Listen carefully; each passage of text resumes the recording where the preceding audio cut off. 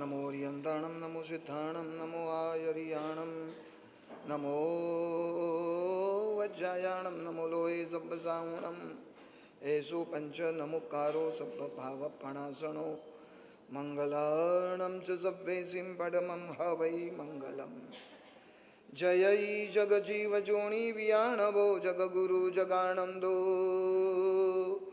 जगनाहो जगबंधु जयै जगप्रिया महो भयवम् जयै सुयाणं बभवो तीर्थयराणं अपच्छिमो जयै जयै गुरुलोगाणं जयै महप्पा महावीरो कल्याणपादपारामं श्रुतगंगा हिमाचलं विस्वाम्भोज रविं देवं वंदे श्रीज्ञातनन्दनम् ओंकारबिन्दुसंयुक्तं नित्यं ध्यायन्ति योगिनः कामदं मोक्षदं चैव ओंकाराय नमो नमः अज्ञानतिमिरान्धानां ज्ञानाञ्जनशलाकया नेत्रमुन्मीलितं येन तस्मै श्री गुरवे दुर्लभे खलु मानुषे भवे चिरकालेण विसव्वपाणिनं घाढाय विवागकं मुनो समयं गोयममापमायये। अनंत कल्याण को करने वाले अनंत करुणा के सागर देवाधिदेव श्रवण भगवान महावीर ने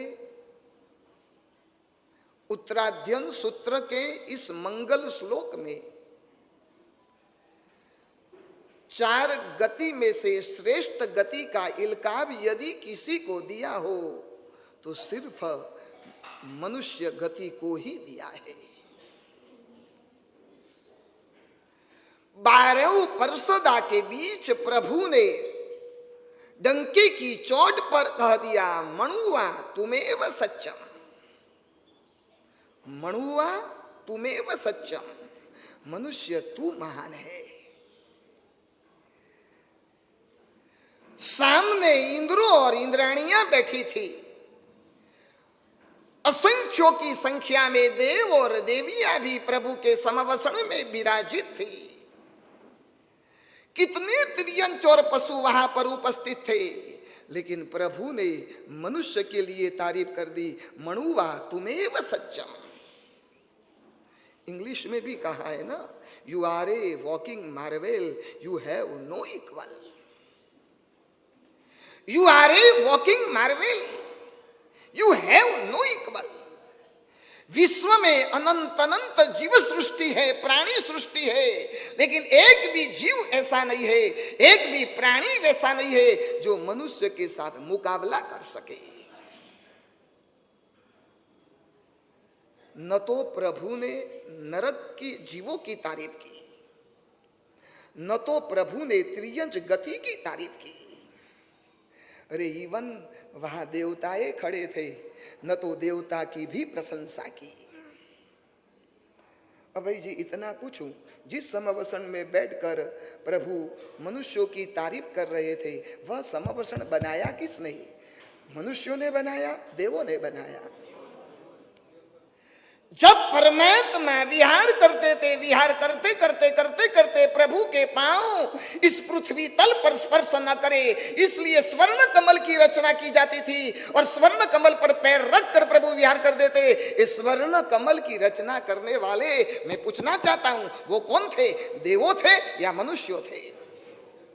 परमात्मा जगह जगह जाते थे, गांव हो शहर हो, और जगह जगह प्रभु की देशना होती थी।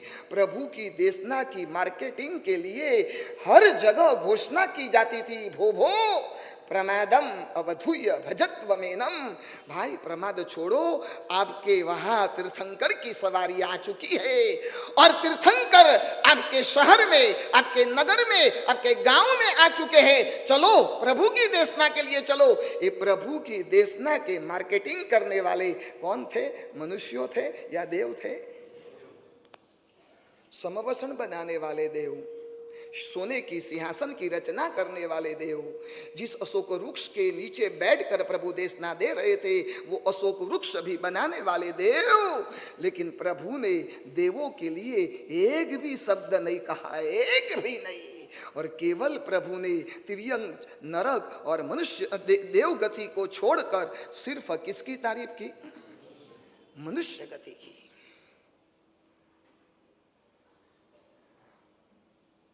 आज एक प्रश्न पूछूं, समझ लो कि प्रवचन पूर्ण हुआ, मोहन टाकीज में से आप बाहर निकले, कोई उदार मना व्यक्ति बाहर खड़ा है, एक हाथ में चांदी का ढेर है, दूसरे हाथ में लोहे का ढेर है, और वह व्यक्ति देना चाहता है, आपको जो चाहिए, चांदी चाहिए तो चांदी दे दूं और लोहा चाहिए तो लोहा दे दूं। बड़ा ढेर है और इतना बड़ा ढेर, आपको चयन करना है, आपकी चॉइस।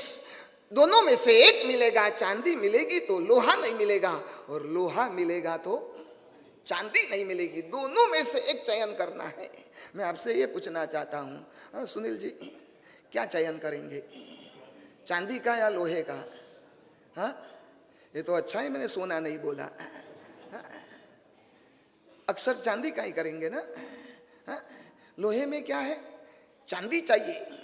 लेकिन देने वाले व्यक्ति ने कहा, देखो आपकी पसंद, लोहा चाहिए तो मैं देने को तो राजी हूँ, चांदी चाहिए तो देने को राजी हूँ, लेकिन पहले मेरी एक बात सुन लो। सूचना बोर्ड में लिखा हुआ है, जो व्यक्ति लोहा पसंद करेगा उसको पारसमणि गिफ्ट में दिया जाएगा। अब क्या पसंद करेंगे, चांदी या लोहा? हाँ, बस वापस बदल गए। अभी तो चांदी बोल रहे थे ना। हाँ, सूचना बरोबर पढ़ी नहीं थी, अब पढ़ना। हाँ?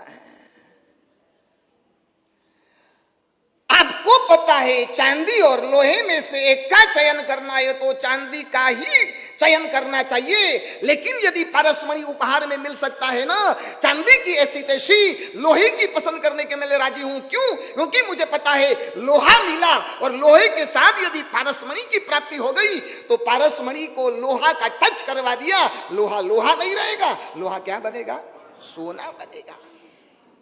देवों का शरीर भले चांदी का हो, 4 अंगुल जमीन से अद्धर उनके पांव होते हैं, कभी भी जमीन को टच नहीं करते हैं। आंख की पलकें कभी भी उनकी ऊंची नीची कभी भी नहीं होती है। और देवों के शरीर में कोई भी गंदगी नहीं है, न मल है, न मूत्र है, न चर्बी है, न खून है, एक भी चीज, नथिंग। चांदी जैसा शरीर है और मनुष्य शरीर लोहे जैसा है। थोड़ा सा गिर गए हड्डियां टूट जाती है, थोड़ा सा ऊपर नीचे हो गया सिर चकराने लगता है, थोड़ा सा 2 रोटी कम खाई तो चक्कर आने लगती, 2 रोटी ज्यादा खाई तो बदहजमी हो जाती है। हमारा पूरा शरीर लोहे जैसा है। लेकिन प्रभु कहते तो भी मैं लोहे जैसे तुम्हारे शरीर की तारीफ इसलिए करता हूं क्योंकि इस मानव भाव में पारसमणि, चारित्र का पारसमणि इस भाव में ही मिल सकता है।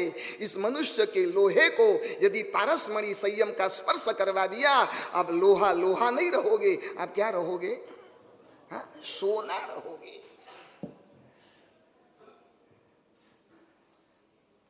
याद रखना, तन को वासना में लगाने के लिए तो अनंत अनंत अनंत भव है,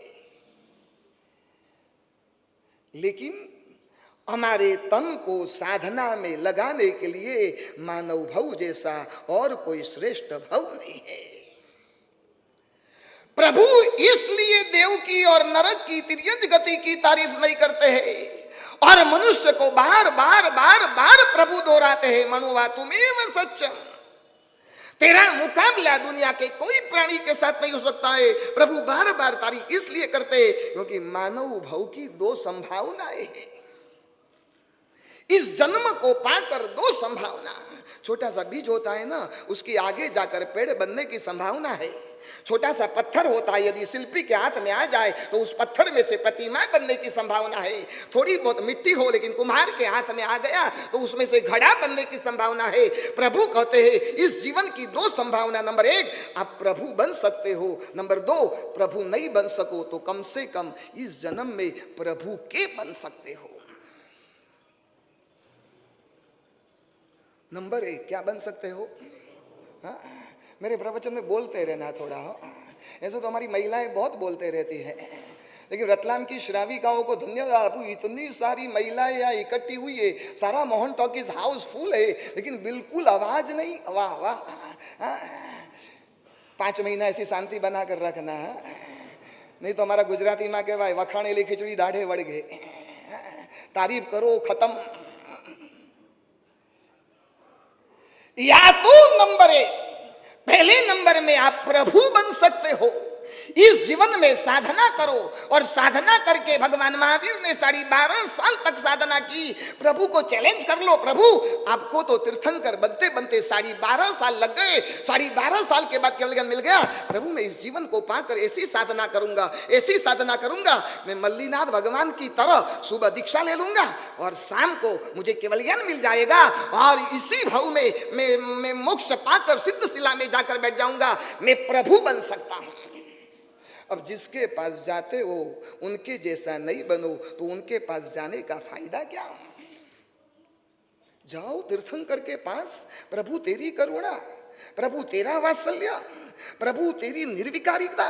अब श्राय उतरती है, आंख के कोने में कहीं विकार भाव नहीं है, और प्रभु संगम जैसे अधम लोग आए, लेकिन करुणा के क्षेत्र में उनको भी बाहर नहीं रख दिया। पहला गोल बनाओ, मुझे इस जन्म को पाकर मुझे क्या बनना है? प्रभु बनना है। हाँ? लेकिन आज भगवान की बात जाने दो, हमारे पास आते हो क्यों आते हो? हाँ? हमारे पास आते हो क्यों आते हो? वासक सेब डलवाते हो, गुरुदेव आशीर्वाद दो ना। मैं वासक सेब नहीं डालूं तो बटवा कहीं से खोज कर लाते। मैं अलमारी में बटवा रख देता हूँ, मैं मेरे काम में जब बिजी रहता हूँ ना अलमारी में, ताकि आए तो मिले ही नहीं। मुझे गुरुदेव वासक से है ही नहीं ना मेरे पास, तो अलमारी खोल के लेकर आता। हमारे पास आते हो किस लिए आते हो मोहन जी? किस लिए? हाँ क्या? कौन सा आशीर्वाद? हाँ कौन से आशीर्वाद? अभी हम रोज बोलते ना प्रतिक्रमण में, अभी मैं प्रवचन में आना बोल रहे थे गुरुजी ना, कोई क्या बोल रहे थे? हाँ गुरुजी ना पगला, पुण्य ना ढगला के धर्म ना ढगला। हाँ? किस लिए? बोरीवली में कुछ साल पूर्व जब मुनि अवस्था में था तब मैं बैरने को गया। दोपहर का समय, श्राविका अकेली थी। अक्सर तो दोपहर में जेंट्स लोग तो बाजार में रहते। नौजवान श्राविका, 28-30 साल की उम्र, घर में कोई नहीं। मैं तो गोचरी बहर कर निकल रहा था, तब उस श्राविका ने कहा गुरुदेव पीछे बेडरूम में पधारिए ना।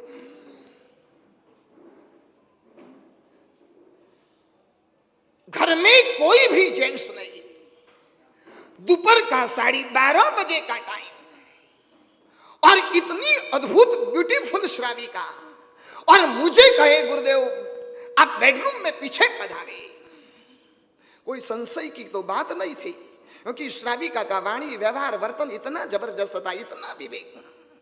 मैंने क्यों भी नहीं पूछा, वो आगे चली, मैं उसके पीछे पीछे गया।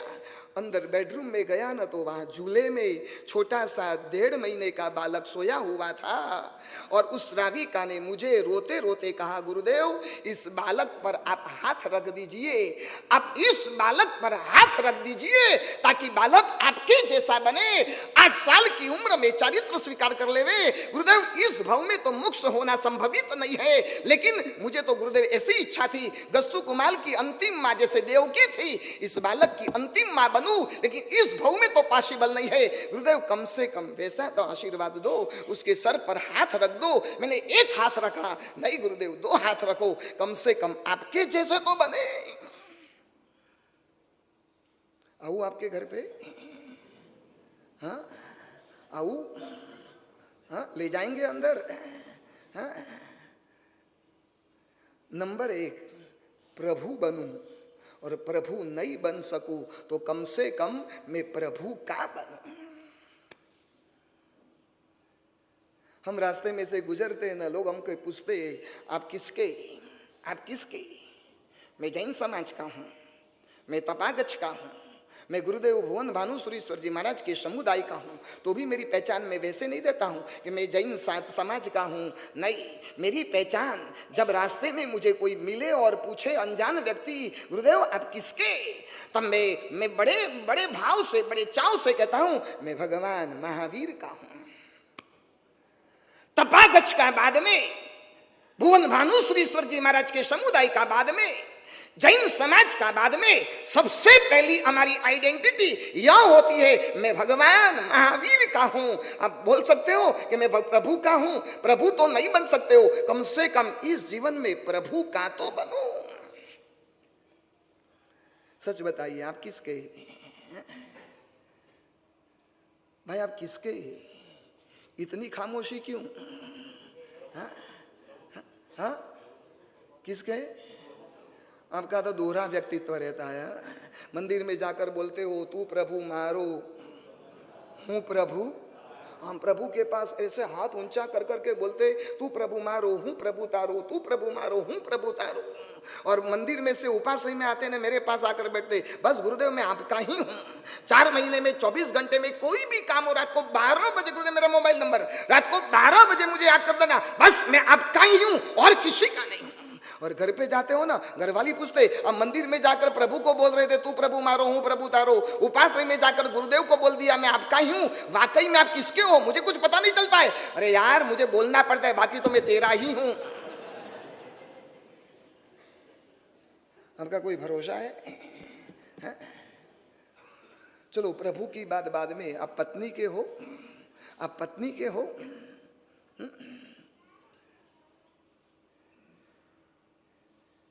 रत्न कंबल का व्यापारी मगध देश में आया, राजगृही में सीधा राज दरबार में आकर उस रत्न कंबल के व्यापारी ने रत्न कंबल बताई 3 in 1।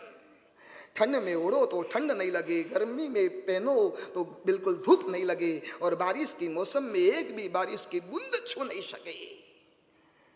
और इतनी अद्भुत रत्न कंबल, मूल्य पूछा 1.25 लाख सोना मोहर। चिलना ने हाथ में ली, जो उनकी पटरानी थी, मगध की साम्राज्ञी, मगध का सम्राट श्रेणिक और श्रेणिक की पटरानी चिलना। और जैसे ही चिलना ने उसको हाथ में दिया, चिलना ने कहा मुझे बहुत पसंद है, कम से कम मेरे लिए तो एक ले लो। श्रेणिक ने बोल दिया रत्न कंबल खरीदने के पैसे इतने मेरे पास नहीं है, मेरी ताकत नहीं है, भले मैं मगध का सम्राट हूं, तेरे लिए रत्न कंबल इतनी महंगी मैं नहीं ले सकता हूं। साफ साफ मना कर दिया, नहीं तुझे नहीं मिलेगी। और दूसरे दिन राज दरबार में घोड़ेसवार आया, और घोड़ेसवार ने दौड़े दौड़े समाचार दिया, मगधेश्वर आपको पता है क्या हुआ? मैं जिस नगर से आता हूं उस नगर में प्रभु महावीर का दर्शन करके आया, और प्रभु महावीर सुख शाता में है। मैं प्रभु का खुद दर्शन करके आया हूं और प्रभु का सुख शाता का समाचार देने के लिए आया हूं। जैसे ही प्रभु का नाम सुना, सूरज सैनिक खड़ा हो गया सिंहासन पर से, और अपने गले में 1.25 करोड़ सोना मोहर का 9 लखा जो हार पहना था, हार निकालकर उस मामूली आदमी के गले में पहना दिया। तब चिलना ने कहा अब तो कल बोल रहे थे मेरे पास पैसे नहीं, और आज? तब सैनिक ने साफ साफ चिलना को बोल दिया तू ध्यान में रखना, मेरे पास जो भी है ना वो तेरा नहीं है, वो किसका है? किसका है? किसका है? आप भी ऐसा ही बोलते हो ना, तिजोरी की चाबी मुझे दे देंगे? मैं प्रभु का हूं, कौन सी पहचान? बाकी की 3 गतियों में चाहे और किसी का बन सकता हूं, लेकिन मानव गति में तो मैं केवल प्रभु का हूं और किसी का नहीं। नंबर 1, पहले नंबर में आप प्रभु बनो, और प्रभु नहीं बन सकते हो तो दूसरे नंबर में प्रभु के बनो।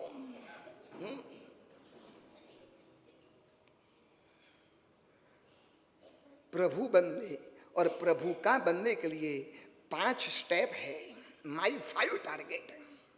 आज के प्रवचन का विषय है चातुर्मास की शुरुआत, चौमासी चौदस की आराधना, अषाढ़ सुद चौमासी, 3 चौमासी हमारे वहां आती है, एक अषाढ़ चौमासी, दूसरी कार्तक चौमासी और तीसरी फागण चौमासी। संवत्सरी तो एक ही आती है, पक्षी तो हर 15 दिन आती है, चौमासी सिर्फ 3 आती। आज से अषाढ़ चौमासी शुरू हुई। जगह जगह पर भगवान महावीर के श्रमण श्रमणी भगवंत जहां जहां विचर रहे थे पूरे हिंदुस्तान में, वहां से विचर विचर कर 4 महीना एक जगह स्थिरता करेंगे। बारिश की मौसम, विकार और विराधना की मौसम, विराधना न हो जाए उस भावना से भगवान महावीर की आज्ञा। और कमाल तो देखो, दुनिया में एक ही धर्म वैसा है और एक ही धर्म के संत है, 4 महीना एक ही जगह स्टेडी रहते, न कोई जाना न कोई आना न कोई लेना देना, और एक जगह बैठकर खुद तो आराधना करते हैं और सकल श्री संघ को आराधना करवाते हैं। इस चातुर्मास का टारगेट में मुझे आज 5 टारगेट आज आपको देना है। चातुर्मास की सफलता इसमें है। चातुर्मास तो आते रहते हैं, हर साल आता है। पिछले समय 2022 था, इस समय 2023, आने वाले समय में 2024 चातुर्मास तो आते जाता रहेगा। लेकिन यदि ये 5 टारगेट नहीं बनाया ना तो चातुर्मास की सफलता नहीं होगी। नंबर 1, पहले नंबर का हमारा टारगेट है नियर। नियर, नियर मतलब हाँ, पास में जाना, देव गुरु के समीप जाना। 4 महीने का ये मेरा टारगेट है। बस मुझे या तो देव के पास, मुझे गुरु के समीप में जाना है। और एक बार नजदीक चला गया ना तो मेरा काम बन जाता है। आप उनके पास जाओ, उनको हमारे पास मत बुलाओ। आओ आओ मुझे मन मंदिर रे, प्रभु आप मेरे घर पर आओ ना, प्रभु आप मेरे दर पर आओ ना, प्रभु आप मेरे दिल पर आओ ना। नहीं, प्रभु को नहीं बुलाना है, मुझे प्रभु के पास जाना है। सच बताइए, घड़े को अपने आप पानी से भरना है तो घड़ा नल के पास जाएगा या नल घड़ के पास आएगा? हा? कौन किसके पास? नल जाएगा घड़े के पास, लाओ मैं तुझे भर दूं। हा? नल घड़ा के पास नहीं जाएगा, लेकिन घड़े को किसके पास जाना पड़ेगा? हा? मैं आपके घर पर आऊं या रोज आप मोहन टॉकीज आएंगे? कौन किसके पास? हा? चंड कौशिक का सौभाग्य था प्रभु के समीप जाने का। काल सौरी कसाई का भी सौभाग्य था, रोज प्रभु की देशना में जाता था। एक संगम जैसे संगम का भी सौभाग्य रहा, 6 माह तक प्रभु के समीप रहा। लेकिन मम्मण का सौभाग्य नहीं बना। शास्त्रों में देखना, डडप प्रहारी प्रभु की देशना में गया है, वैसी इतिहास में नोंद है। रोज की 7 हत्या करने वाला अर्जुन माली भी प्रभु की देशना में गया है, वह भी शास्त्रों में लिखा हुआ है। रोहिणिया चोर, भयंकर चोर था, खूंखार डाकू था, वो भी प्रभु की देशना सुनने के लिए गया था। इतिहास गवाह है। डडप प्रहारी गया, अर्जुन माली गया, चंड कौशिक गया, कठपुतना व्यंतरी गई, संगम भी गया, लेकिन कहीं भी इतिहास ने गवाह नहीं है कि प्रभु की देशना में मम्मण गया हो। क्योंकि मम्मण पता है किसके पीछे पागल था? किसके पीछे? कुछ मम्मण जैसे है यहाँ पर भी। कल एक आदमी आया ना, मैंने कहा व्याख्यान में नहीं गुरुदेव। मैंने कहा क्यों? गुरुदेव 7 बजे दुकान पर पहुंच जाता हूँ। 7 बजे? मैंने कहा तू रतलाम का मम्मण है? 7 बजे? रात को कितने बजे? गुरुदेव 10 बजे रात को मैं बाजार से आता हूं। सुबह से 7 बजे से लेकर आप रात को 10 बजे तक बाजार में पड़े रहो, और इतनी लालसा, इतनी धन की लालच, इतना लोभ, अब मम्मण से कम नहीं हो। रोहिणिया चोर गया, डडप प्रहारी गया, अर्जुन माली गया, ये सब प्रभु के समीप गए, मम्मण नहीं गया। हम भगवान से दूर है या नजदीक है? हम भगवान से दूर है कि नजदीक है? बड़े गंभीरता से कहूं, जब फूल लेकर प्रभु को जब चढ़ाते हो ना, तब प्रभु से दिल से प्रार्थना करना, प्रभु इस एकेंद्रिय को आपके पास स्थान है। एक एकेंद्रिय पूरी रात भर आपकी गोद में रहेगा, आपकी मूर्ति पर टच होकर वो रहेगा। एक एकेंद्रिय का आपके पास स्थान है, प्रभु में पंचेंद्रिय हूं, आपके समीप आने का मेरा कोई सौभाग्य नहीं। एक इंद्रिय जैसा एक इंद्रिय आपके नजदीक रह सकता है। मैं तो पंचेंद्रिय परिपूर्ण हूं। आंख है, जीभ है, कान है, शब्द है, स्पर्श है, सब कुछ है। प्रभु मेरा रहने का आपके पास सौभाग्य नहीं।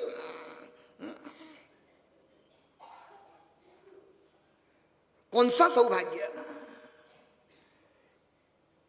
मुंबई के वालकेश्वर में चंदनबाला अपार्टमेंट है, वहां एक सुश्रावक रहते थे। अभी अभी शांत हो गए, अभी चुपचाप बैठ सीधा। और जिसका नाम था, नाम लेते लेते भी हमारी जीभ धन्य बन जाती, वह शुभ नाम था हिम्मत भाई बेड़ावाड़ा। शायद नाम सुना हो, मैंने तो देखा है। हिंदुस्तान भर के जैन टॉप 10 सुश्रावकों का यदि नाम लिखा जाए तो उसमें सबसे पहली अग्रिम पंक्ति में हिम्मत भाई बेड़ावाड़ा का नाम लिखा जाए। रात को 2 बजे उड़ जाने का और सुबह 8 बजे तक भोर नहीं हुए वहां तक काउसक, सारे सिद्ध चक्र के नवपद के सारे काउसक, सारे खमासने, सारे लोग की आराधना, सिद्ध चक्र पूजन रोज भराने का। और 12 महीने में 10 महीना तो रोज आंबिल करने का। पारणा के महीने सिर्फ 2 महीने में भी एकाष्टा करने का। और एकाष्टे में भी 4 द्रव्य में से 6 विगई में से 5 विगई का त्याग, सिर्फ 1 ही विगई से एकाष्टा कर लेने का। वापस आंबिल की रफ्तार चालू। ठंडी की मौसम में राजस्थान के कुछ ऐसे तीर्थ में चले जाते थे कि जहां लोगों का आवागमन कम हो और साधना अच्छी हो। दियाना जी तीर्थ है और वहां हिम्मत भाई एक बार चले गए। कायोस्तर ध्यान में वहां जाकर खड़े हो गए। वहां तो आना जाना कम, मंदिर मंगलिक जल्दी हो जाता। पूजा जी को कुछ पता नहीं, घंबारे में खड़े थे कोने में हिम्मत भाई। और 6 बजे तो उन्होंने पूरा मंदिर मंगलिक कर दिया। और मंदिर मंगलिक करके बंद करके वो बाहर निकल गया। और जैसे काउसक उन्होंने पारा और आगे आकर देखा दरवाजा बंद है। अब चिल्लाने की कोई जरूरत नहीं है। वापस चले गए घंबारा में और पूरी रात भर कायोस्तर ध्यान में खड़े रहे। सुबह हुई, पुजारी ने दरवाजा खोला, आवाज हुई, नमोरियंताणम करके काउसक पारा।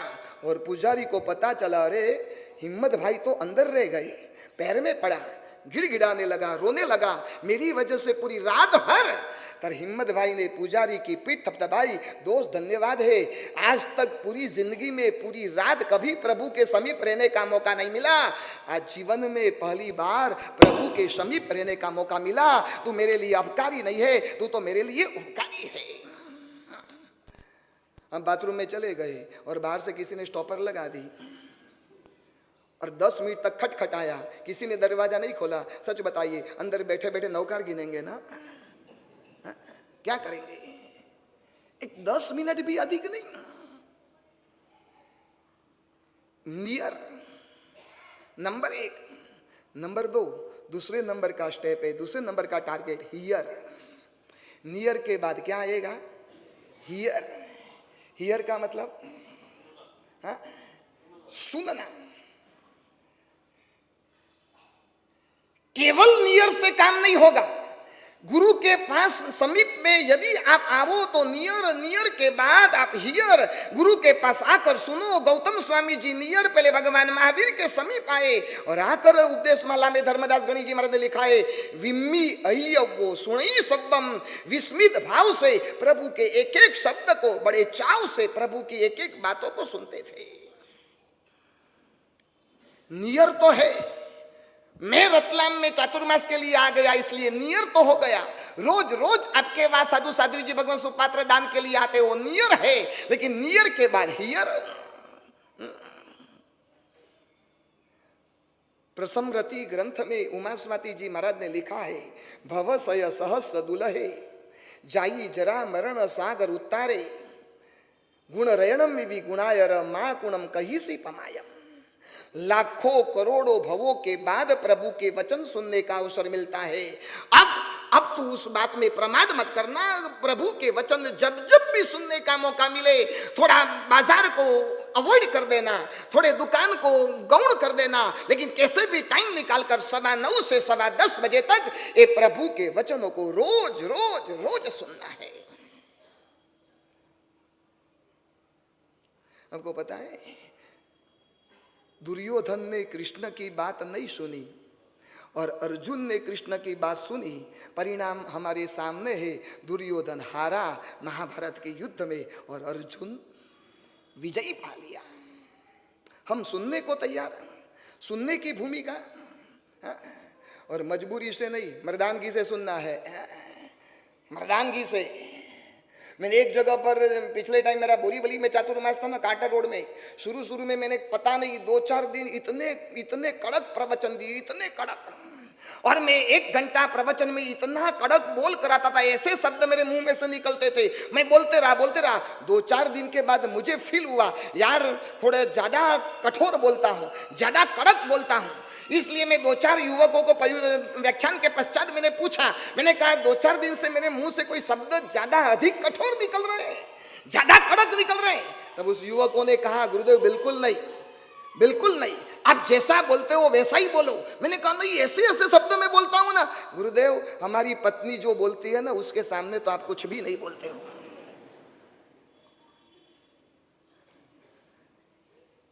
क्या भाई जी, सही बात के गलत बात है? हाँ? मैं तो क्या बोलता हूं, क्या बोलूंगा?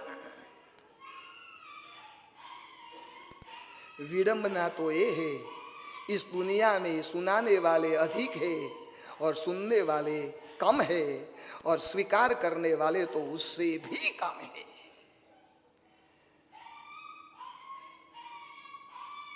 आपके घर में संघर्ष क्यों होते हैं? घर में मन मुटाव क्यों हो रहा है? पति पत्नी के बीच, सास और बहू के बीच, जेठानी और देवरानी के बीच, भाई और भाई के बीच आपके घर में इतने संघर्ष क्यों है? क्योंकि सुनने वाले कम है, सुनाने वाले कम बहुत ज्यादा है, सुनने वाले बहुत कम। और सोच बताओ, आपके घर का मैंने रिसर्च किया है, आपके घर में झगड़े संघर्ष इसलिए हो रहे क्योंकि आपके घर में है ना, होठ का उपयोग ज्यादा होता है और कान का उपयोग कम होता है। नहीं समझे? हाँ? किसका उपयोग ज्यादा होता है? होठ का उपयोग ज्यादा होता है। और किसका उपयोग कम होता है? कान का उपयोग कम होता है। जहां होठ ज्यादा बनेगा, होठ का उपयोग ज्यादा ही होता रहेगा, वहां समझ लेना, वहां जिंदगी में होता ही रहेगा, झगड़े होते ही रहेंगे। यदि घर में प्रसन्नता और स्वस्थता टिका कर रखनी है तो आप होठ का उपयोग कम करो और कान का उपयोग ज्यादा करते रहो। बोलना कम है और सुनना ज्यादा है। रोज 1 घंटा परमात्मा के वचन, रोज 1 घंटा। और मैं तो कहता हूं, जो तुम्हारे घर में रहे हुए तुम्हारे बेटे, तुम्हारी बेटी, तुम्हारी बहू, जो धर्म और आध्यात्मिक में ज्यादा रस रुचि रखने को राजी नहीं है, कभी भी ऐसे प्रवचन हॉल में आने को लालायित नहीं होते हैं, वैसे तुम्हारे बहू, बेटे और बेटियों को एक बार मेरी प्रवचन सभा में आप लाकर छोड़ देना। एक बार लाना आपका काम है और बार बार बुलाना वो मेरा काम है। एक बार भी इसलिए बोलता हूं क्योंकि मुझे आपका एड्रेस पता नहीं है, आपका एड्रेस मुझे पता नहीं है। मैं अभिमान से नहीं बोलता हूं, मैं आत्मविश्वास के साथ बोलता हूं। एक बार यहां पर भेज देना, जिसको धर्म और आध्यात्मिकता में रुचि नहीं है, एक बार मेरी शिविर में, मेरे प्रवचनों में एक बार लाना और बार बार लाने का काम मेरा है। नियर के बाद हियर की भूमिका। एक बालक बगीचे में बैठे बैठे चॉकलेट खा रहा था। एक चॉकलेट खाई, दूसरी खाई, तीसरी खाई, 8-10 चॉकलेट खा गया। पास में कोई आंटी बैठी होगी, आंटी ने उस बालक से कहा, आंटी का कोई बालक का नाता रिश्ता नहीं था, लेकिन उन्होंने कहा कि इतना मीठा खाना तेरे भविष्य के लिए अच्छा नहीं है, तेरे सारे दांत गिर जाएंगे, सारे दांत गिर जाएंगे। बालक को अच्छा नहीं लगा, उस आंटी ने उसको सलाह दी। इसलिए उस बालक ने कहा, आंटी जी आपको पता है मेरी दादी जी की उम्र 105 साल की है, 105 साल। तब आंटी ने कहा वो मीठा कम खाती होगी। मीठा नहीं, दूसरों के बाबत में वो माथा पच्ची कम करती है। नहीं समझे आप? अपने आप से ही काम रखती है ना, इसलिए 105 साल जी। यदि आपको लंबा जीना हो ना, चुप बैठ जाओ, बोलने की जरूरत नहीं है। आप बोलो वो घर में पसंद है, पसंद। आप बोलो, वो सुनने के लिए कोई राजी नहीं है, कोई राजी नहीं है। कुछ बार ऐसा होता है, हमारी श्राविका ये प्रवचन सुन के घर पर जाती ना, श्रावक तो अक्सर प्रवचन में आते नहीं, और श्रावक को सुना था गुरुदेव ने ऐसा बोला, नियर हियर, ऐसी सब बातें की, तब वो श्रावक कहता है चुप बैठ, तेरा भाषण मुझे नहीं सुनना है। वो तुम्हारा नहीं सुनेगा, किसका सुनेगा? मेरा सुनेगा एक बार। हियर। छोटा बच्चा गया मम्मी के पास, मम्मी मुझे एक ढोल दिला देना। क्यों बेटा? मम्मी मुझे ढोल सीखना है। नहीं बेटा, मैं तुझे ढोल बिल्कुल नहीं दिलाऊंगा। क्यों? मैं तुझे ढोल दिलाऊं तो तेरे पापा मुझ पर गुस्से हो जाएंगे, इसलिए मुझे ढोल नहीं दिलाना है। तब बालक ने पूछा, मम्मी आप मुझे ढोल दिलाओ, उसमें पापा को आग बबूले होने की क्या आवश्यकता है? बेटा तुझे पता है ना, आगे दुकान है, पीछे मकान है, मैं तुझे ढोल दिला दिया तो पूरे दिन भर तो ढोल बजाते रहेगा, बजाते रहेगा, बजाते रहेगा, पापा को दुकान में डिस्टर्ब हो जाएगा और पापा मेरे पर गुस्से में आ जाएंगे, इसको ढोल क्यों दिलाया? इसलिए तुझे ढोल नहीं मिलेगा। प्लीज मम्मी, मैं ऐसे समय ढोल बजाऊंगा पापा को डिस्टर्ब नहीं होगा। कौन से समय? रात को 12 बजे जब पापा सो जाएंगे ना, तब ढोल बजाऊंगा। रात को ढोल बजाए और पापा को डिस्टर्ब नहीं हुए, बस मैं रोज 1 घंटा ढोल बजाऊंगा, रोज। रोज मुझे 1 घंटा, 9:15 से 10:15 बजे तक मुझे रोज 1 घंटा ढोल बजाना है, और रोज 1 घंटा ढोल बजा बजा कर आपको है ना जगाना है। नियर के बाद हियर की भूमिका।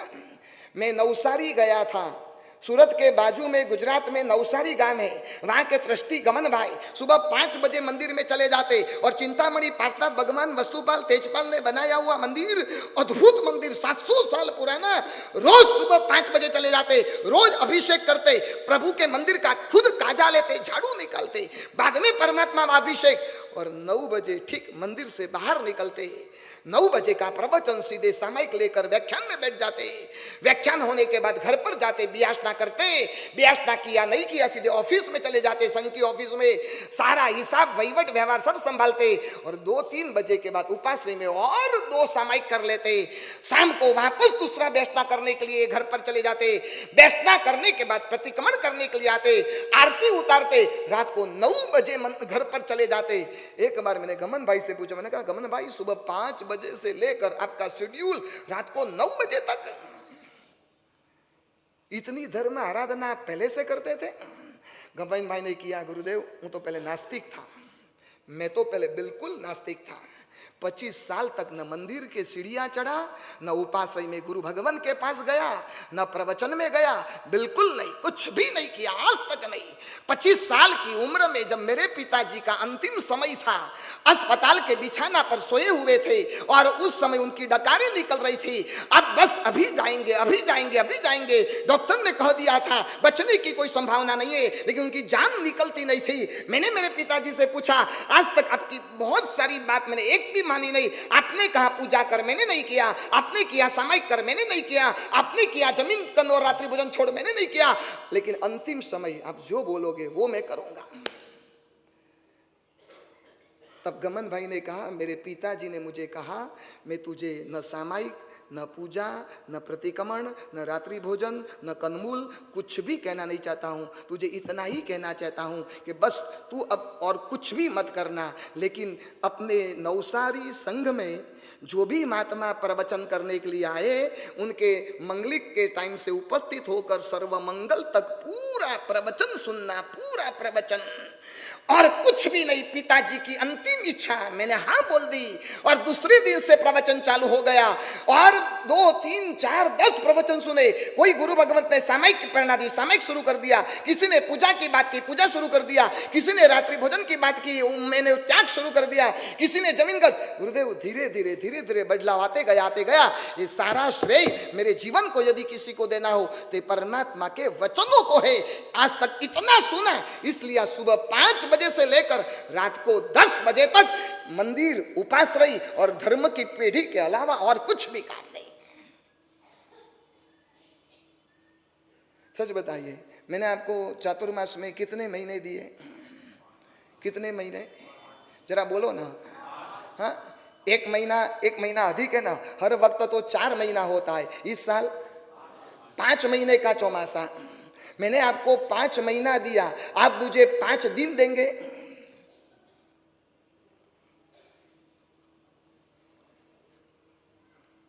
मैंने 5 महीना आपके मां में स्थिरता करूंगा।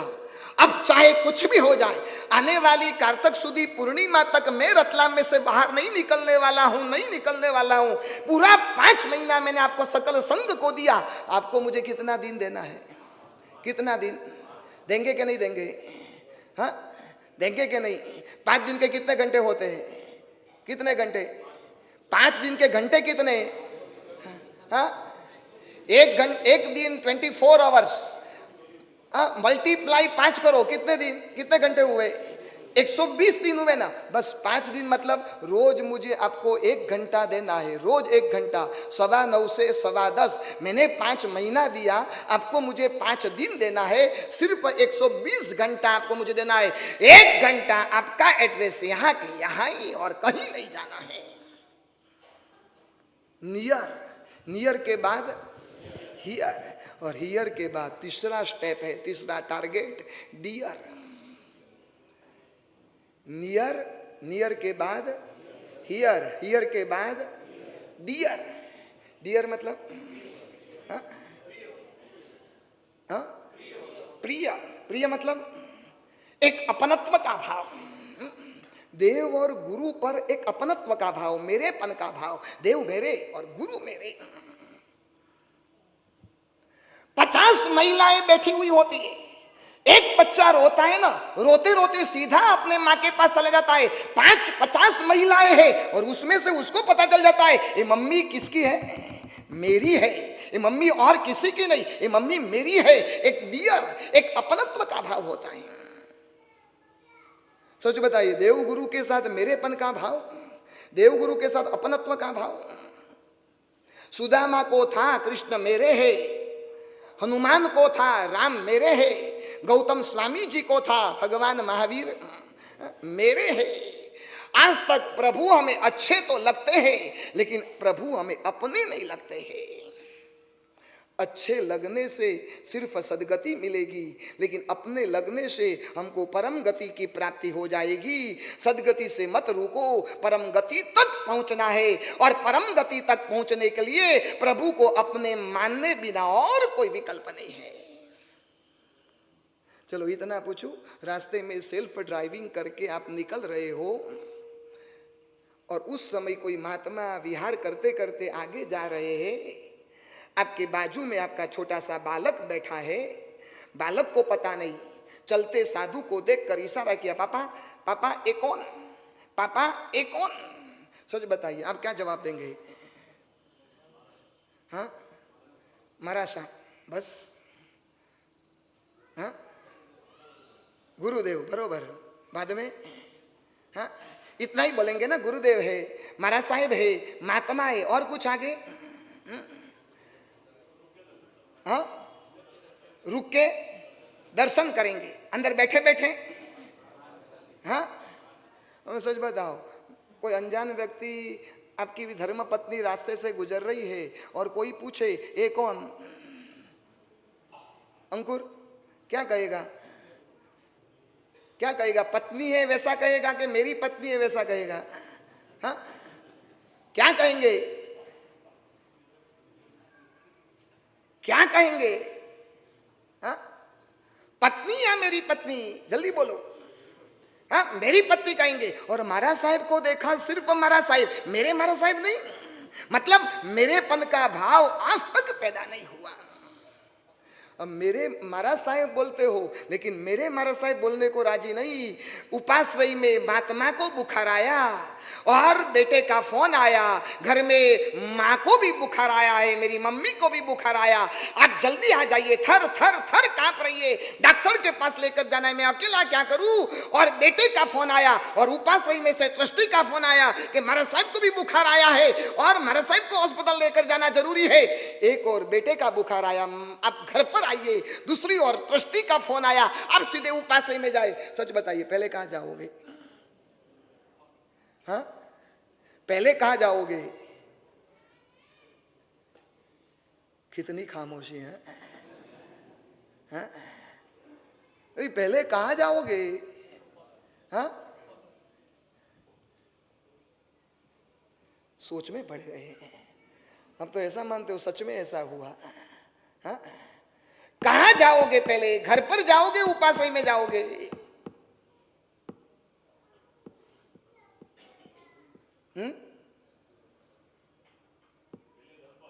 पहले तो क्यों इतना टाइम लगाया? सामने से घरवाली का ऑर्डर आया। पहले घर पर जाएंगे ना। क्यों घर पर जाने का वजह? हाँ, मेरा परिवार, बरोबर ना, मेरी पत्नी है, मतलब साधु आपके नहीं है, विहार करूं यहां से? आप बोलेंगे गुरुदेव पत्नी के लिए तो मैं अकेला हूं, आपके लिए तो सारा संग है। और एक बात याद रखना, जिसका सब होता है ना उसका कोई नहीं होता। क्यों? जन्म जन्म से पत्नी के पीछे दौड़ा, जन्म जन्म से दौड़ा, और ये ममत्व, ये आसक्ति का भाव मुझे दुर्गति में लेकर चला गया। ये मौका मिला है मुझे अपनत्व का भाव। नहीं, घर मेरा लगता है लेकिन मंदिर मेरा नहीं लगता है, दुकान मेरा लगता है, उपाश्रय मेरा नहीं लगता है, होटल मेरी लगती है, आंबेल खाता मेरा नहीं लगता है, संसार मेरा लगता है, लेकिन शासन मेरा आज तक हमने कभी भी नहीं बोला। अंतरिक्ष जी तीर्थ में दिगंबरों ने जब तूफान किया, लेप कराते समय जब युवाओं पर जब लाठियों की झड़ी बरसाई, लहूलुहान हो गए। और आपने सोशल मीडिया पर देखा होगा, उस समय ऐसा हुआ, लाओ तीर्थ मेरा है, अंतरिक्ष जी तीर्थ मेरा है, और मेरे तीर्थ पर जाकर 2, 4, 5, 10 दिन वहां जाकर तीर्थ की सेवा करूं। आज लाखों तीर्थ हमारे हाथ में से चले गए, क्योंकि अपनत्व का भाव नहीं, मेरापन का भाव। एक लड़का था और उस युवक को शादी करनी थी। शादी करने के लिए उसने बाप ने कहा, मैंने तेरे लिए 3 लड़कियां पसंद की है, अब तीनों में से तेरे को एक पसंद करना है, चौथी नहीं देखनी है। उसमें से पहली 2 लड़की एकदम गोरी है, एकदम गोरी, और तीसरी थोड़ी सांवली है। अब 3 में से तुझे एक पसंद करना है, क्या पसंद करना तू देख ले। गया कन्या के पास और सबसे पहली कन्या को प्रश्न पूछा, तुझे कौन सी मौसम पसंद है? ठंड की मौसम, धूप की मौसम या वर्षा की मौसम, कौन सी मौसम पसंद?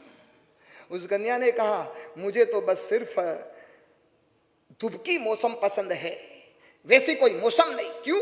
क्योंकि धूप की मौसम में बच्चों को स्कूल में छुट्टी होती है, और छुट्टी होने के बावजूद मुझे पियर जाने का मौका मिलता है। 1-1 महीना, 2-2 माह तक मैं पियर में रह सकती हूँ। इसलिए मुझे ठंड की मौसम या वर्षा की मौसम मुझे पसंद नहीं, मुझे धूप की मौसम पसंद। तुरंत उस युवक ने बोल दिया, तुझे यदि धूप की मौसम पसंद है ना, तो मुझे तो पसंद नहीं है, तुझे रिजेक्ट करता हूँ। दूसरी लड़की के पास गया, दूसरी कन्या से वही प्रश्न पूछा, कौन सी मौसम पसंद, ठंड की, धूप की या तो वर्षा की? तब उस कन्या ने कहा, मुझे ठंड की मौसम पसंद है, चिलचिलाती ठंड, और उसमें दिन छोटा होता है, रात बड़ी होती है, और रात को आराम से नींद की, चैन की नींद ले सकते हैं, इसलिए मुझे ठंड की मौसम पसंद है। युवक ने बोल दिया, तो मुझे तो पसंद नहीं, तुझे भी रिजेक्ट करता हूं।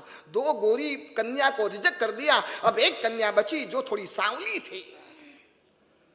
अब ध्यान से सुनना, उस कन्या ने पूछा, कन्या को जब पूछा गया कौन सी मौसम पसंद, तब कन्या ने बोला, न धूप की न ठंड की, मुझे तो चौमासा पसंद, बारिश की मौसम। क्यों? तब 22-25 साल की उस लड़की ने जो जवाब दिया ना, वो जवाब नहीं था, वो लाजवाब था। उस कन्या ने कहा, मुझे धूप और ठंडी से कोई लेना देना नहीं है, मुझे तो चातुर्मास की मौसम पसंद है। लेकिन क्यों? वजह तो बताओ। इसलिए क्योंकि मेरा घर के बरोबर बिल्कुल करीब बगल में उपाश्रय है, उपाश्रय में 4 महीना साधु साध्वी जी भगवान चौमासल के लिए विराजमान होते हैं, और रोज प्रवचन चलता है, रोज महात्मा का सुपात्र दान का लाभ मिलता है। 4 महीना ठंड और गर्मी की मौसम में आए नहीं आए, लेकिन चौमासा में तो अवश्य लाभ मिलता है। बारिश की मौसम, जहां गुरुदेव के जिन वचन सुनने को मिलते, जहां रोज सुपात्र दान करने को मौका मिलता, इसलिए मुझे चौमासा पसंद। और तुरंत उस सांवली लड़की के लिए बोल दिया, तो तू मुझे पसंद है, तुझे वर्षा मौसम पसंद है ना, तो मुझे पसंद है। वो लड़की कहाँ की थी पता है? हाँ, कहाँ की थी? इंदौर की नहीं थी, उज्जैन की भी नहीं थी,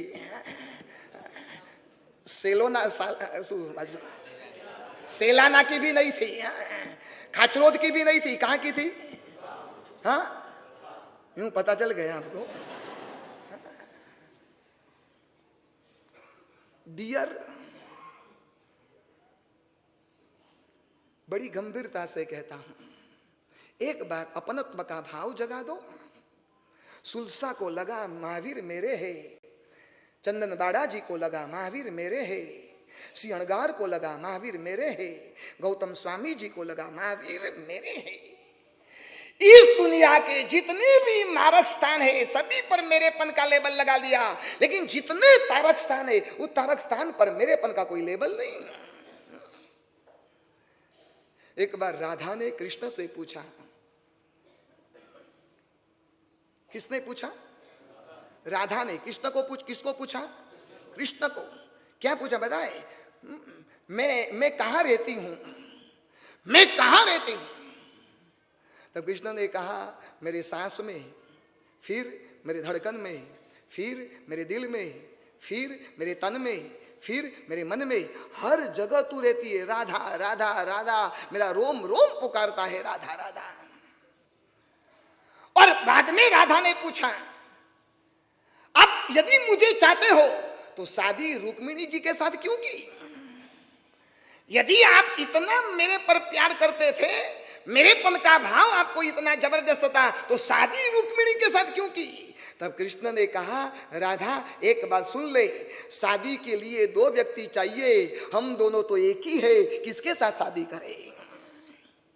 शादी के लिए तो दो व्यक्ति चाहिए, हम दोनों एक ही है, कौन किसके साथ शादी करे? रुक्मिणी मुझसे अलग है इसलिए मैंने उसके साथ शादी की। राधा, मैं और तुम, हमारी दोनों की धड़कन एक है, हम दोनों ने शादी करने की कोई आवश्यकता नहीं। नियर नहीं, हियर नहीं, लेकिन क्या?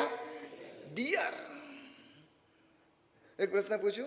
मैं आपके घर पर बैठने के लिए आया, समझो आपकी पत्नी गरम गरम दूध बहरा रही है, तपेली में गरम गरम दूध है, और पकड़ से तपेली पकड़ी और मेरी तरपणी में दूध डाल रही है, और उस समय पकड़ छटक गई हाथ में से और तपेली सारी गिर गई, दूध इधर उधर तितर बितर हो गया, और गरम गरम दूध मेरे पांव पर भी गिरा और आपके पत्नी के पांव पर भी गिरा, दोनों के पैर जल गए। सच बताइए, सबसे पहले किसके पैर की परवाह करेंगे?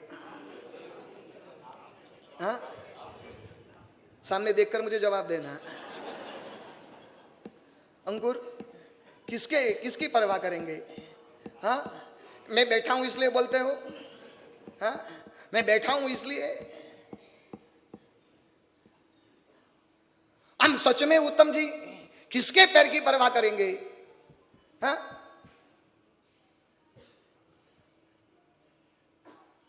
मैंने एक जगह प्रवचन में प्रश्न पूछा ना, तो मुझे अलग जवाब मिला। उन्होंने कहा गुरुदेव, ना आपके पैर की परवाह करेंगे, ना पत्नी के पैर की चिंता करेंगे। गुरुदेव, इस महंगाई में दूध गिर गया ना, उसकी पहले चिंता करेंगे।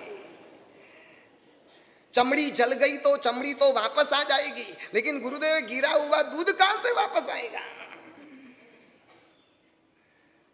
Near my first target, my second target. Near के बाद हियर, हियर के बाद तीसरा टारगेट कौन सा? डियर। और चौथा टारगेट है फियर। फियर, जिस व्यक्ति पर प्रेम होता है ना, उस व्यक्ति से एक डर पैदा होता है। नकारात्मक डर की बात नहीं करता हूं, एक सकारात्मक डर। पहले के जमाने में देखना, बहू अपने ससुर जी से इतनी कतराती थी, इतनी कतराती थी, ससुर जी एक आंख ऊपर उठाए ना, बहू वहां से भाग जाती थी।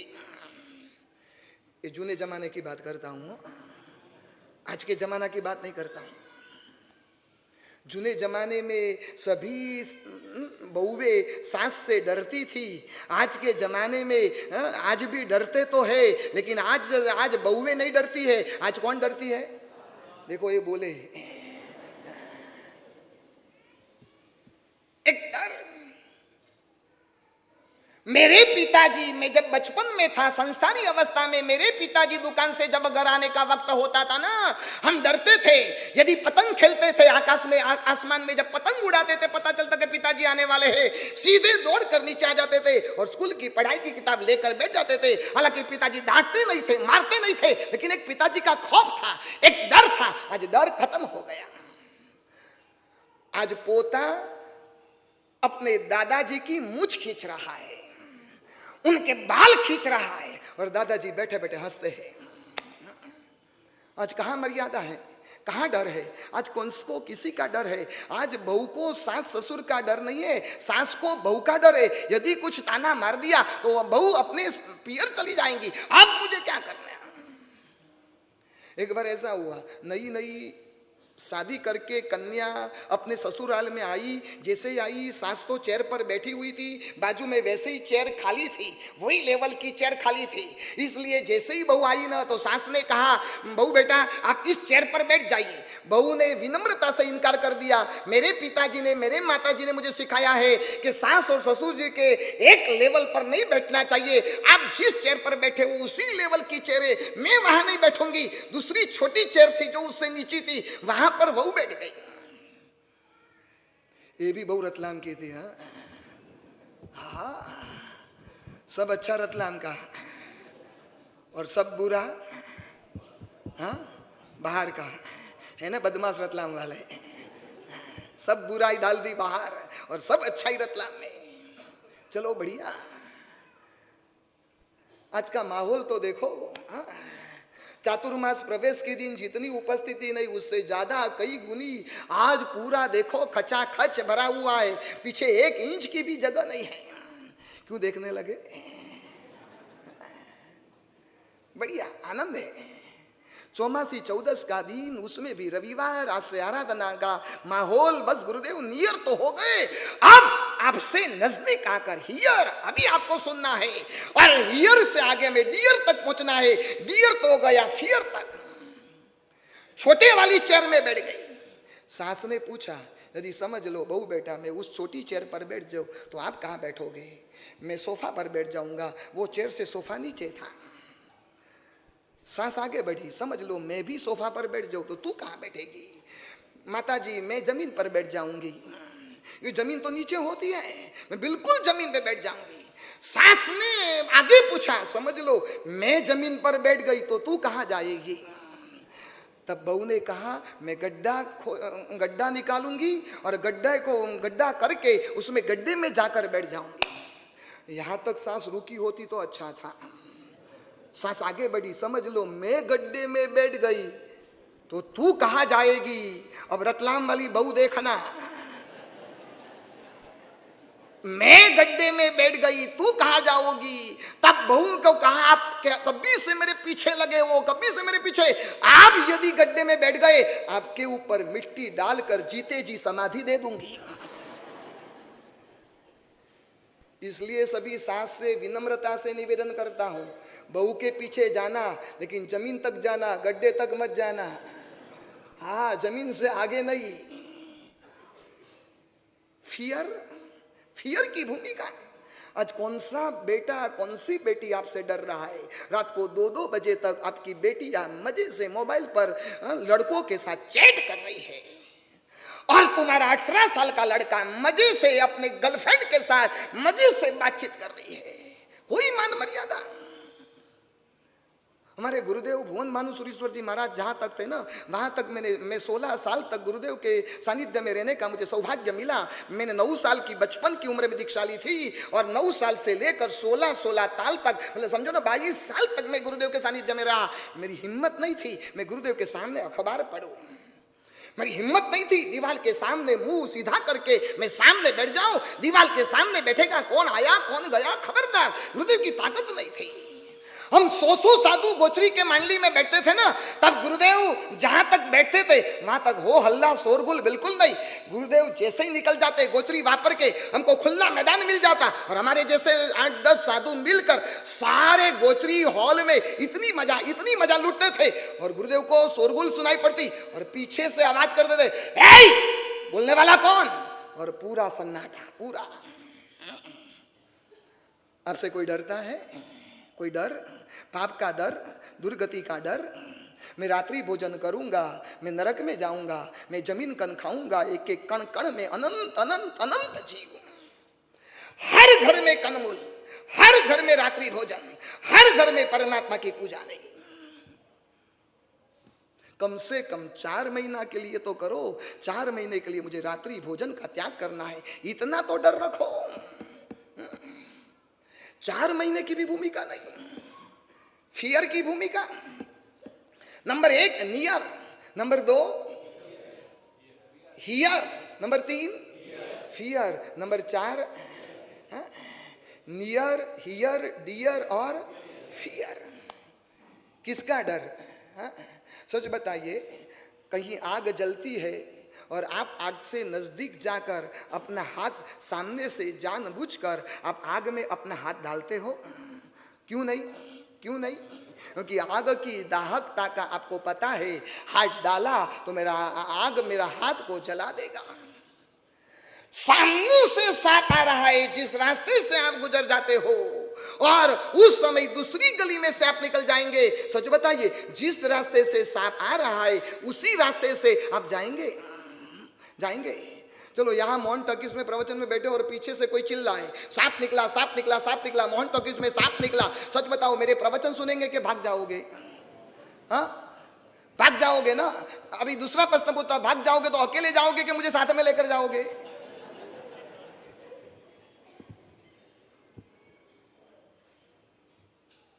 और तीसरा लास्ट में अंतिम प्रश्न पूछता हूं, जोरों से भूख लगी, लड्डू है, लड्डू मुंह तक ले जाते हो, वहां कोई चिल्लाया मत खाना लड्डू क्योंकि उसमें जहर डाला हुआ है। सच बताओ, आपको इतनी भूख लगी है, अब लड्डू खाओगे?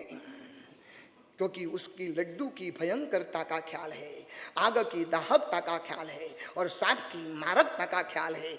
जो अभिगम सांप, आग और लड्डू के लिए है, जहर के लिए है, वह अभिगम आपको पाप के लिए है। मैं रात्रि भोजन करूंगा, प्रभु ने कहा रात्रि भोजनम प्रथमम नरक द्वारम। नरक के 4 द्वार बताए हुए, उसमें सबसे पहला द्वार नरक का यदि कोई हो ना तो ये रात्रि भोजन है। अपने सर हुक्मी चंद जी का नाम सुना है? इंदौर के बड़े श्रेष्ठी, बड़े श्रेष्ठी। और उस समय पॉलिटिक्स में इतने आगे, इतने आगे। जैनों को पॉलिटिक्स में रहना ही चाहिए और पॉलिटिक्स में जाकर, अंदर जाकर कैसे भी करके अपने जैन तीर्थों को बचाने की कोशिश करनी चाहिए। सर हुक्मी चंद जी, इतना बड़ा नाम, इतना बड़ा नाम। दिल्ली से कोई भी बड़ा नेता मध्य प्रदेश आता ना तो सबसे पहले इंदौर में आकर सर हुक्मी चंद जी की खातिरदारी उसके घर पर ही ठहरता, उनका बड़ा बंगला। और एक बार भारत के पहले बड़ा प्रधान नेहरू हुक्मी चंद जी के घर पर आए, सभा हुई इंदौर में। सभा होने के पश्चात रात को 10 बजे हुक्मी चंद जी के बंगले पर आए। नेहरू के सेक्रेटरी ने हुक्मी चंद जी के रसोइया को पूछा, मिस्टर नेहरू को दूध पीना है, कहाँ मिलेगा व्यवस्था? तब रसोइया ने स्पष्ट बोल दिया, सर हुक्मी चंद जी का आदेश है, हम जैन है, रात्रि भोजन करते नहीं है और हमारे वहाँ कोई मेहमान आए ना, हम तो नहीं करते हैं लेकिन दूसरों को करवाते भी नहीं है, नहीं मिलेगा। आप किसको मना कर रहे हो? भारत के पंत प्रधान आपके घर पर, आंगन पर आए हैं और इतनी बड़ी सभा को उद्बोधन करके आए हैं और मिस्टर नेहरू के लिए आप मना करते हो। परिणाम क्या आएगा पता है? चाहे कुछ भी हो जाए, नहीं, हमारा आई एम जैन, मेरा जैन का घर है, रात्रि भोजन नहीं होगा तो नहीं होगा। चाहे आपको चाहे तो मिस्टर नेहरू जी के लिए बाहर गाड़ी तैयार है, गाड़ी लेकर बाहर लेकर जाएगा, बाहर जाकर दूध पी लो। लेकिन हुक्मी चंद जी के घर में न रात्रि भोजन करता है हुक्मी चंद और न तो करवाता है। अब मानोगे, नेहरू को जब पता चला ना कि हुक्मी चंद जी अपने धर्म में इतने कट्टर, इतने कट्टर, उन्होंने कहा, सर हुक्मी चंद जी, आप यदि रात्रि भोजन नहीं करते हो तो एक दिन में जैन के घर पर मैं खातिरदारी, आज मेहमान बनकर आया हूं, तो आज मैं भी पानी पीकर सो जाऊंगा, आज मैं भी रात्रि भोजन का त्याग करता हूं। और दूसरे दिन इंदौर की बड़ी सभा, हुक्मी चंद जी को बुलाया। ऐसे ऐसे 10, 20, 25, 50 अपने धर्म में कट्टर ऐसे हुक्मी चंद जी पैदा हो जाए ना, तो नेहरू ने कहा सारे हिंदुस्तान की शक्ल बदल जाए। और हम मजे से चबाते हैं, कोई डर नहीं, कोई भूमिका नहीं। कम से कम 5 महीने के लिए तो रात्रि भोजन छोड़ो, कम से कम।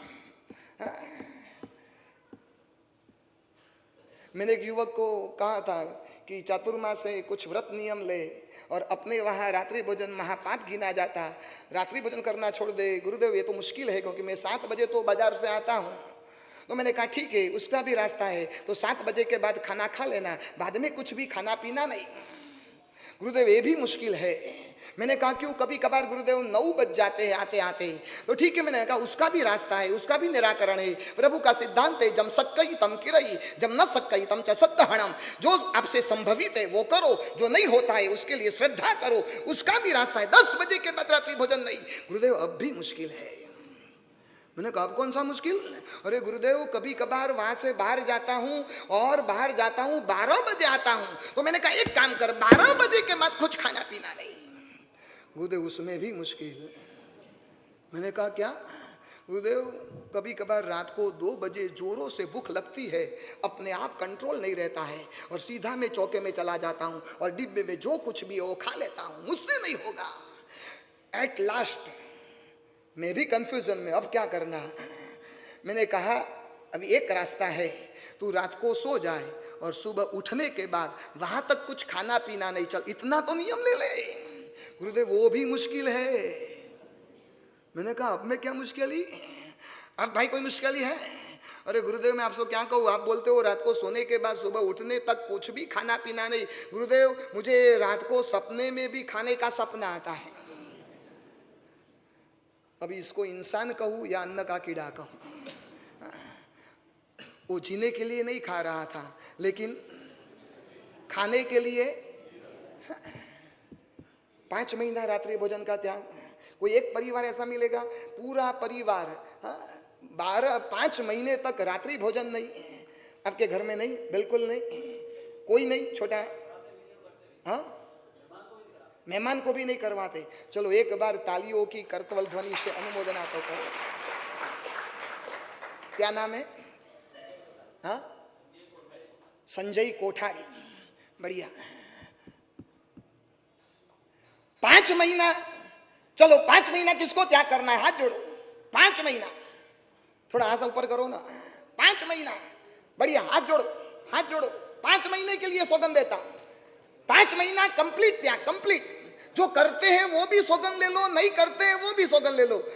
5 महीने पूरा चौमासा, कार्तक सुदी पूनम तक बिल्कुल रात को खाना नहीं पीना, तिवियार की छूट देता हूं। पानी आप पी सकते हो, मैं नहीं बोलता हूं, लेकिन आपको पीना हो तो पी सकते हो, लेकिन कम से कम तिवियार तो करना। 5 महीने के लिए हाथ जोड़ो, हाथ जोड़ो। हरियन सखियम सिद्ध सखियम साहु सखियम देव सखियम धारणा विक्रम स्थगणम बोस्त्री। अब पर्यूषण तक 100 दिन।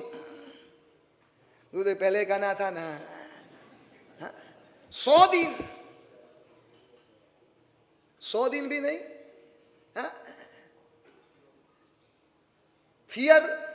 फियर की भूमिका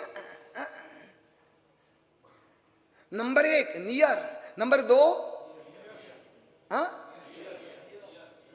नियर के बाद हियर, हियर के बाद डियर, डियर के बाद फियर और फियर के बाद अंतिम लास्ट में टीयर।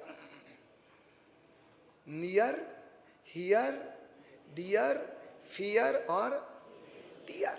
टीयर की भूमिका, माई 5 टारगेट।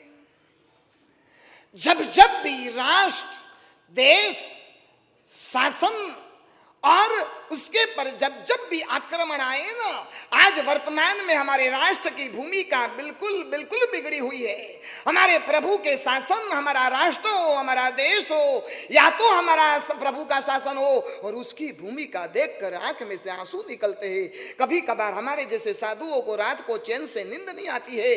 भगवान के शासन पर इतना होल्ला, भगवान के शासन पर इतने आक्रमण। एक और तीर्थों के ऊपर जोखिम है, जंगम तीर्थ, दूसरी ओर स्थावर तीर्थ, चारों ओर देखो। परमात्मा के शासन की हालत को देखकर अब आंसू के अलावा और कुछ भी बचा नहीं है। व्यापार में घाटा हुआ तो रोना आता है, पत्नी मर गई तो आप रोओगे, अकस्मात में बेटा मर गया तो आप रोओगे। कभी कभी प्रभु के शासन के लिए कभी रोए। हमारे पूज्यपाद पन्यास चंद्रशेखर विजय जी महाराज साधु थे। 10,000 साधुओं में हिंदुस्तान में वर्तमान में 10,000 साधु थे। 10,000 में रोने वाला कोई साधु हो ना तो एकमात्र चंद्रशेखर विजय जी महाराज थे। हजारों की सभा में रोते थे, मेरे प्रभु के शासन की ये हालत। एक भी क्षेत्र तो लाओ, जिन मंदिर, जिन मूर्ति, जिन आगम, साधु साध्वी, श्रावक श्राविका, सारी हालत देखो तो बदहालत है। और उसमें हमारे आंख में से रोना नहीं आए। टीयर की भूमिका, माई 5 टारगेट, ये 5 भूमिका तक हमको पहुंचना है। चातुर्मास का टारगेट है नियर, पहले देव गुरु से नजदीक आओ। नंबर 2, नजदीक आने के बाद दूसरी भूमिका है हियर, गुरुदेव को सुनना है रोज 9:15 से 10:15। नंबर 3, तीसरे नंबर में डियर, अपनत्व का भाव बनाना है। फियर, पापों का और दुर्गति का डर पैदा करना है। और कुछ भी नहीं हुए ने, कम से कम 2 आंसू के बूंद तो निकालो यार। मैं एक रात्रि भोजन में 2 रोटी खाता हूं, 2 रोटी खाते खाते आंख में से आंसू निकले। प्रभु की आज्ञा पर मैंने स्टीम रोलर घुमा दिया। मेरे तीर्थंकरों की आज्ञा है, अनंत अनंत तीर्थंकरों की आज्ञा रात्रि भोजन के त्याग की है, जमीन करने के त्याग की है, परमात्मा की रोज पूजा करने की है। लेकिन सारी आज्ञाओं को मैं खत्म कर डाली। एक भी प्रभु की आज्ञा का मैं पालन नहीं करता हूं। कम से कम रोवो तो सही। कबीर जी ने बहुत सुंदर बात लिखी है, प्रेम प्रेम सहु कोई कहे, प्रेम न चिन्हे कोई। सारी दुनिया प्रेम की बात करती है, जगह जगह पर सुनाई पड़ता है I love you, I love you, I love you. जगह जगह पर प्रेम प्रेम प्रेम सहु कोई कहे, प्रेम न चिन्हे कोई। 24 प्रहर 8 प्रहर अभिनो रहे, प्रेम कहावे सोई। 8 प्रहर मतलब 24 घंटा जिसके आंख में से आंसू अनराधार बहे। अब लोगस बोलो और आंसू ना निकले, आप नमुत्थुणम बोलो और अनराधार आंसू नहीं बहे। प्रभु इस कलयुग में, प्रभु मुझे तेरा दर्शन हो गया, प्रभु कमाल कमाल कमाल की बात हो गई। कौन सी भूमिका? नियर, हियर, डियर, फियर या टीयर? कौन सी भूमिका? कौन सी भूमिका में? बस प्रवचन को पूर्ण विराम ही देता हूं। आज पहला दिन चातुर्मास की आराधना का, कुछ न कुछ व्रत संकल्प करना। 4 महीने के लिए रोज प्रतिक्रमण गुरु भगवंत के सानिध्य में करना है।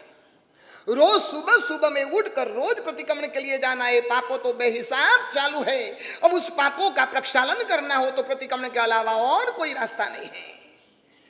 4 महीना रोज रोज प्रभु के वचन सुनना है। चाहे दुकान का 9:30 बजे का टाइम हो, 1 घंटा लेट जाऊंगा, लेकिन गुरु भगवंत के वचन रोज अब से कल से शुरुआत करूंगा।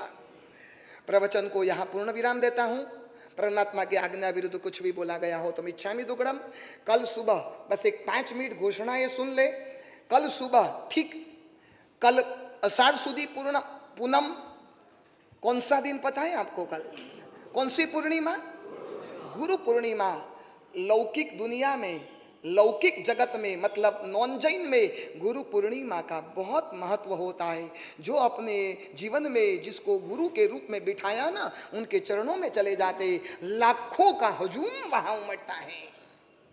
कल यहाँ गुरु पूर्णिमा का उत्सव बड़े पैमाने से कल आयोजन बरोबर ठीक 9 बजे होगा।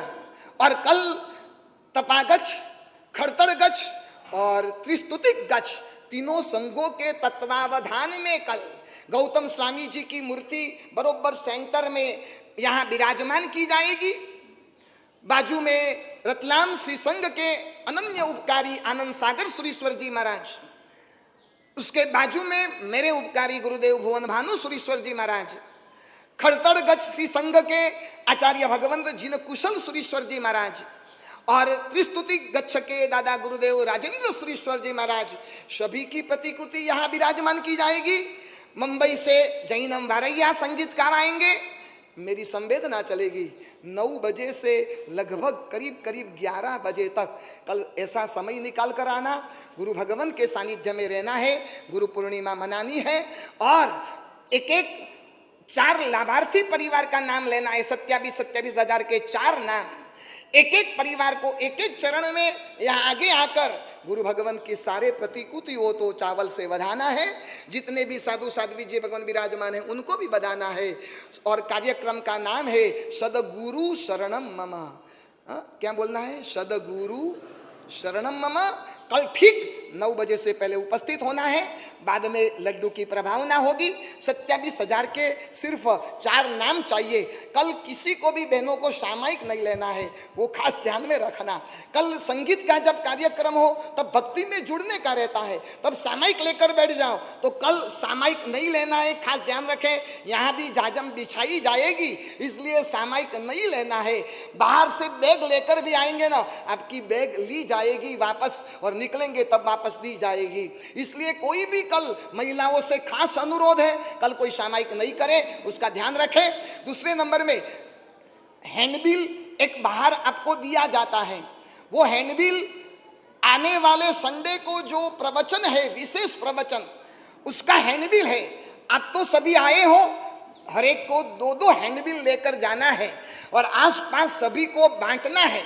आने वाले संडे को प्रवचन का विषय रहेगा 9 से 11 2 घंटा। माँ बाप को भूलना नहीं।